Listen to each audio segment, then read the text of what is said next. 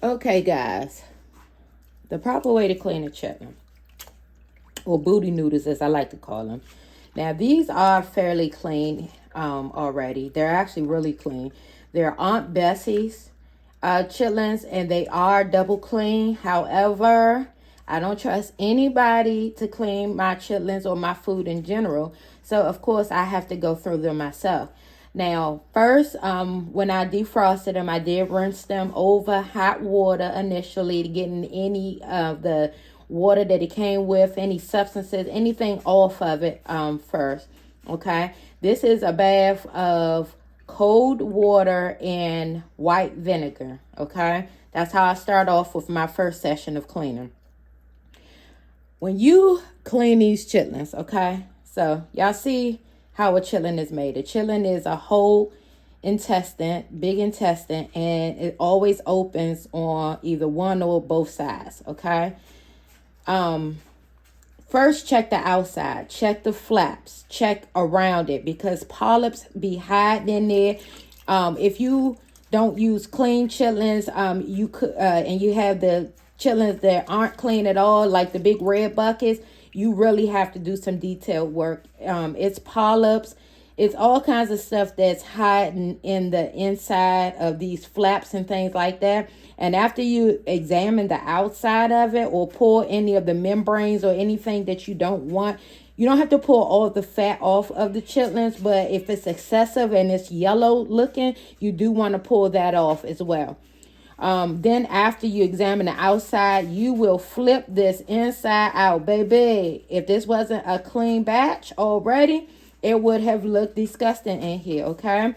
Check every flap, every crevice, every fold, everything, y'all. Stuff be hiding. I don't care how many times they say they clean these chitlins, double clean, triple clean.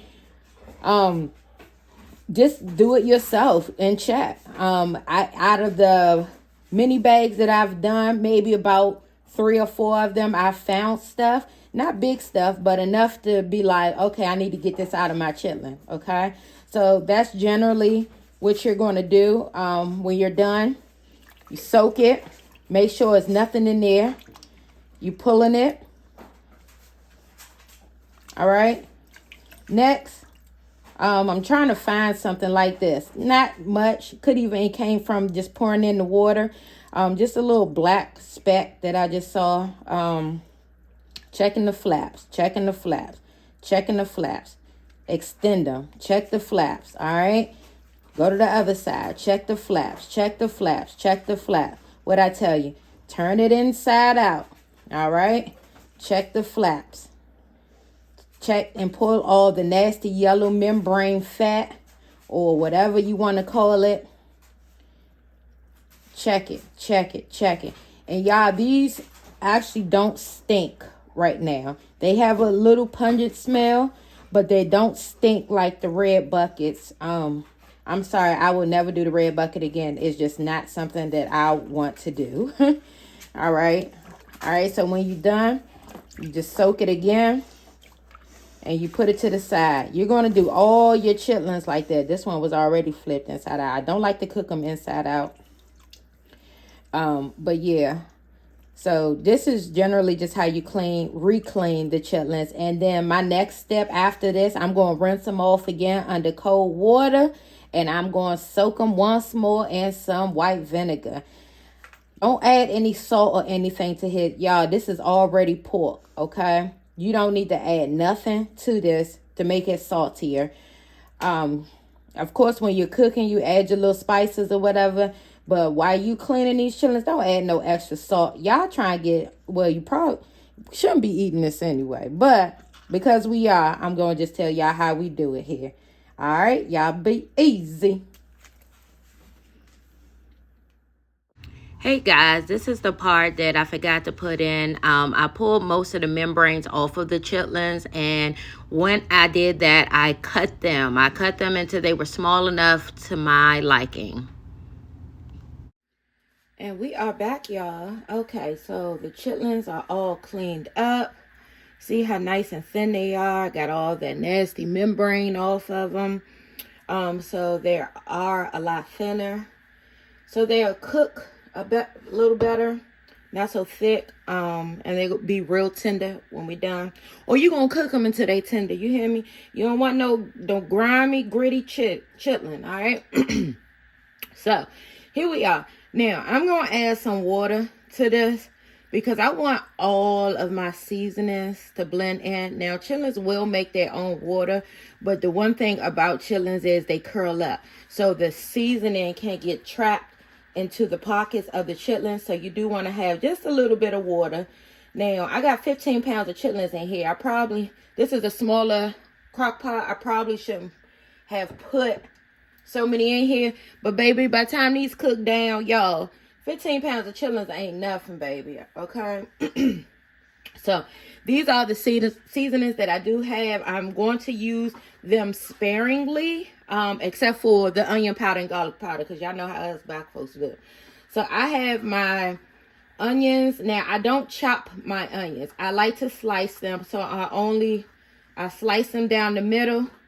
I mean, down, like, slender like, and then I slice them one time in the middle like that. I don't like chopped onions, or diced onions rather. I like them sliced a little bit. Now, I did dice my celery cubes, and I have my green pepper here. All I had was green pepper. You can use red pepper, but all I had was green pepper I got out of my garden. All right, and I have the chicken bouillon cubes. It's just added some, it adds flavor, so I'll be using about 2 of those for 15 pounds of chitlins. I have my garlic powder, my onion powder. I have white pepper. I do not use black pepper. One reason, because it's chitlins. So you use black peppers and it curls up in the chitlins or something. It's going to look like it's boo-boo. We don't want it to look like it's boo-boo. We want everybody to know our chitlins are clean. And we spend some time and was real thorough cleaning our chitlins. All right. And now I have the crushed pepper, baby. I put crushed pepper in everything. My greens and all. You hear me? I am going to try something new this year. My cousin, she told me about allspice. Now, allspice is powerful. It's like putting nutmeg and stuff. So you want to be real light with the allspice. I have sea salt. A little bit. This is a pig, y'all. So we're not about to blow everybody's heads off with the salt. And actually, I want to use Lawry's, because Lawry's is actually a little bit more salty. So I don't have to use as much. Y'all got to have an apple cider vinegar. First of all, it's going to take the smell away partially. Ain't nothing going to really take the smell away. But they don't even stink now, to me anyway. So apple cider vinegar. The slap yo mama, baby. I put that on everything too. A little bit of minced garlic. I don't want it to be too pungent, so I'm going to just put a little bit. I think I pronounced that word right. And I have my Crystal's hot sauce, baby. I do not use Frank's for stuff like this. The only time I use Frank's for like stuff if I'm coating some hot wings or something like that. But baby, I got to have Crystal's for everything else. You hear me? All right, so we're going to get started here. So I got my water in. I'm going to go ahead and just throw the chicken bouillon cubes in. They're going to melt down as you go. Just try to get it in the water somehow. I'm going to push everything down once I get my spoon. All right, got my chicken bouillon cubes. We're going to throw in the celery and the onions. Y'all, I really need a bigger hot crock pot. But good thing about it is, like I said, they're going to cook down real good. Let me go ahead and mix this up now, though.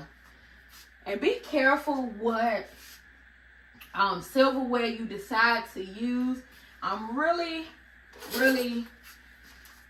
fickle with stuff I decide to use. Because even though I put it in the sink with some bleach, y'all, I don't know. Sometimes I just be throwing some stuff away. You hear me? I should have put a liner in this crock pot because stuff is about to get real messy. You hear me? But it's all good. All right. So I'm going to mix these vegetables down at the bottom a little bit so it can get some of that flavor. Have some of them bouillon cubes down in there. Mix it up a little bit because I want this to get the flavor all in the water so it can spread throughout. Okay. Now I am going to be I am going to be mixing this throughout, so you don't have to worry about nothing. All right. Oh, yeah, y'all, I forgot.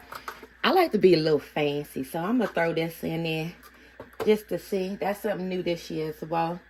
All right, so my garlic. Let me get a plastic spoon out my cabinet.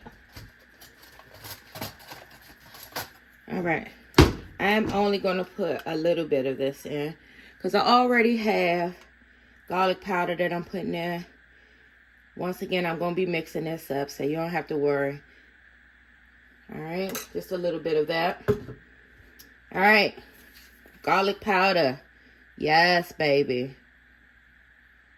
Just keep on going until your ancestors tell you to stop, baby. Y'all know what Tabitha say. This is my business. All right. Onion powder, baby. I don't be stopping. You put as much as you want in there. Now, white pepper is a little bit more spicier than black pepper. So you use that sparingly according to how you like it, okay? Now, I'm going to put my flakes in. I'm not going to put a lot. Not going to put a lot. Just a little bit. I might put some more in there as we go, depending. All right. Put some Slap Your Mama. This actually adds a lot of color too, because of the red pepper that's in here. So put a little bit of that in here. Now this allspice, baby. I'm going to dap it. That's it. That's it. That's all I want in there. And it's going to get around. Don't worry. It's going to get around. What else I didn't add? Okay, my vinegar, baby. I added until the ancestors tell me to stop. It's going to cut that smell a little bit too. I don't have no measurements, baby. I just go with my heart, son. All right, I'm going to put some of the Lorries in here. Now, once again, y'all, pig is already high sodium meat. So, you just want to put this a little bit in. Lorries is already a little saltier than regular salt. And then you have the salt that's already in the chicken bouillon cubes and in your Slap Your Mama. So you don't want to overpower it with the salt. So I would say just wait to the end. And if you need to add some more salt, you go ahead and add it in. So but I'm going to stir it up before I put my bay leaf in. Because I want all the flavors to get around, get stuck in that water. And y'all can season at the end too. Don't get me wrong. You taste them once they cook. Do not taste them in between cooking, y'all. This is not a taste as you go type of food. Don't get sick in here, okay? Wait till they're done. And if you need to add something, go ahead and add it overnight. See, I always cook my chitlins the day before because I don't want my kitchen smelling all crazy by the time my guests come in. So do not be cooking chitlins the day of Thanksgiving, y'all. And food always tastes best the next day anyway when you let all the seasonings and stuff marinate overnight. And just go ahead and taste it at the end. And if you need to add a little something at the end, then you know what you need to add. But pretty much this is what I do for my chitlins. I know a lot of you have asked, watching my Facebook, what I be doing, because I've been talking about Thanksgiving all week, y'all. I'm so excited that I get to cook for my family. So, my daddy passed. My daddy was the one responsible for all of this in the beginning. But since he passed, he done passed the torch to me. And I'm going to take care of all the biddies in my family. They don't have to be slaving in the kitchen. Torch was passed to me. And my food be torched. You hear me? All right, so I'm going to let this sit. Oh, I ain't put my hot sauce. Now, I do like to add hot sauce throughout. I like the color mostly and the flavor. But I love the color of how my chitlins look after being soaked in hot sauce. And it gives it like this, the smell of it, the aromas of it. Y'all be thinking chitlins stink, baby. But I'm smelling the onion, the peppers, and all that combined. Baby, I can't wait. All right, we're going to close this top. Push it down a little bit. Now, some people cut potatoes. And I promise they put the potato right on top of whatever you're cooking. Now I'm gonna do a slow cooker because I ain't got time to be watching it while I'm at work. I do have to work today. So people cut a potato and put it at the top. They said it absorbs the smell. Some people put it in there, but I ain't putting no starch in my chitlins. All right. So I'm gonna set this to high to 6. Okay. That's how I'm initially started off. I'm gonna do high at 6. Now, if I need to go any further than that, I'm going to do the 8-hour slow cooker, but I ain't gonna keep it on for 8 hours. I'm gonna just slow cooking until I feel like they tender enough to consume. Be careful with these chitlins, y'all. Y'all already know what part of the pig they come from. Y'all know it can hold a lot of bacteria. While we eat them, I don't know, baby. They good to me, so I'm gonna eat what's good. You gotta die from something eventually, right? So I'm gonna eat chitlins for right now until I decide to change my lifestyle, okay? It's Thanksgiving. It's not something I'm eating every day. Have fun, baby. I just want y'all to know I love y'all and y'all be easy.